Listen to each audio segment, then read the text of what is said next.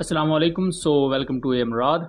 दोस्तों 4 जून को Indian air force का एक SU-30 एयरक्राफ्ट क्रैश हुआ है और इस क्रैश से रिलेटेड बहुत ही ज़्यादा एक्सक्लूसिव इन्फॉर्मेशन आज हम आपको प्रोवाइड करने जा रहे हैं।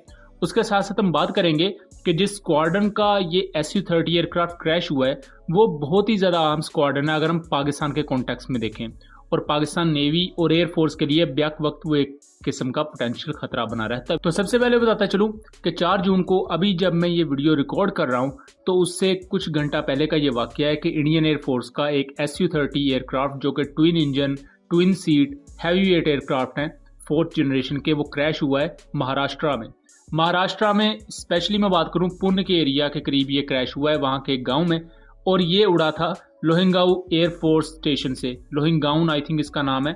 सो ये पार्ट है साउथ वेस्टर्न एयर कमांड का। साउथ वेस्टर्न एयर कमांड जो इंडिया की है उसको अगर आप यहाँ देखें तो इसका काम पाकिस्तान की नेवल डोमेन की तरफ यानी कि पाकिस्तानी समुद्रों की तरफ भी होता है, और पाकिस्तानी सिंध के एरिया के खिलाफ भी इंडिया की साउथ वेस्टर्न एयर कमांड काम करती है। और पुणे में ये जो एयरफोर्स स्टेशन है इसमें 2 स्क्वाड्रन हैं, नंबर 20 स्क्वाड्रन जिसको लाइटनिंग्स कहा जाता है और नंबर 30 स्क्वाड्रन जिसको राइनोज कहा जाता है। इस वक्त तक हमारी इतलात के मुताबिक ये SU-30 एयरक्राफ्ट जो क्रैश हुआ है ये नंबर 30 स्क्वाड्रन का है।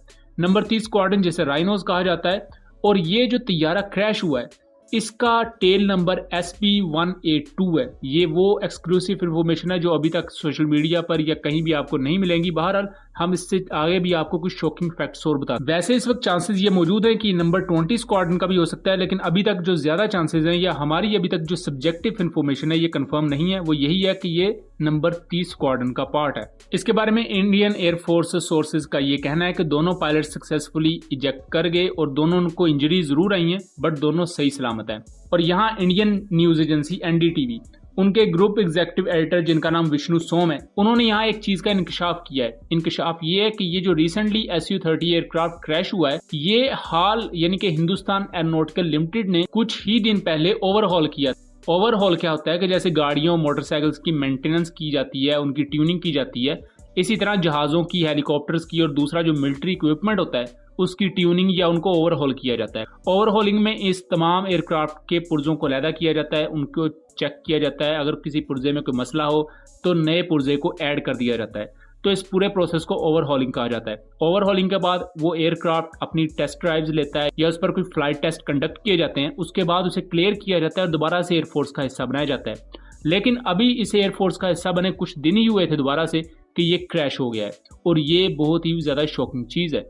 मैं दोस्तों इस पुणे में मौजूद एयर बेस के बारे में बताता चलूं, या खास तौर पर महाराष्ट्र के इस एरिया में जो मौजूद 2 स्क्वाड्रन है SU-30 एयरक्राफ्ट के, तो इनमें मौजूद SU-30 एयरक्राफ्ट वो पहले एयरक्राफ्ट थे जिनको BrahMos air to ground supersonic missile से लेस किया गया था। इनका मकसद ये था पाकिस्तान नेवल शिप्स हैं उनके खिलाफ प्रीएम्प्टिव स्ट्राइक्स की जा सकें और आपके पास ऐसे जहाज हों जिनको साउथ वेस्टर्न कमांड में फ्लाई करते हुए पाकिस्तान नेवी की शिप्स को टारगेट किया जा सके। उसके अलावा इनको सिंध के एरिया के खिलाफ भी ऑपरेशनलाइज किया जा सकता है, और इसीलिए इन 2 स्क्वाड्रन को महाराष्ट्र में तैनात किया गया था। इसके मुकाबले में सिंध के एरिया में देखा जाए तो बलौरी में पाकिस्तानी F-16 को डिप्लॉय किया गया।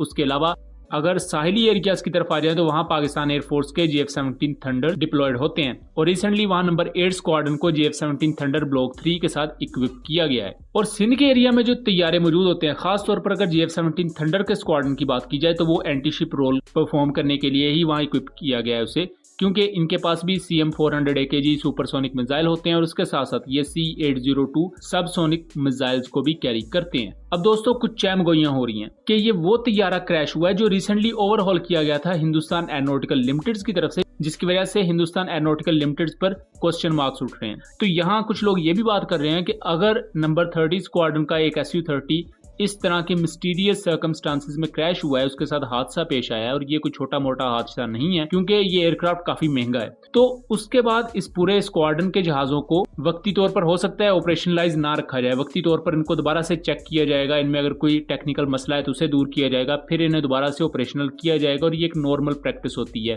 तो ये इंडियन एयरफोर्स की साउथ वेस्टर्न कमांड में मौजूद उस अहम एयरफोर्स स्टेशन की पावर को ऑलमोस्ट आधा कर देगी अगर ऐसा होता है। अगर बाकी तैयारे बिल्कुल ठीक है और उनमें कोई मसला नहीं आता तो फिर इंडियन एयरफोर्स की साउथ वेस्टर्न कमांड की स्क्वाड्रन या ये पूरी की पूरी जो फाइटर एयरक्राफ्ट की फ्लीट है ये अपने ऑप्टिमम लेवल पर ऑपरेट की जाती रहेगी। सो ये थी कुछ एक्सक्लूसिव इन्फॉर्मेशन और उसके साथ साथ हमारा एनालिसिस। उम्मीद करता हूँ चीजें क्लियर रही होंगी। वीडियो पसंद आई हो तो इसे ज्यादा से ज्यादा शेयर कीजिएगा एंड चैनल को सब्सक्राइब कीजिएगा। मिलेंगे अगली वीडियो में, तब तक के लिए अल्लाह हाफिज।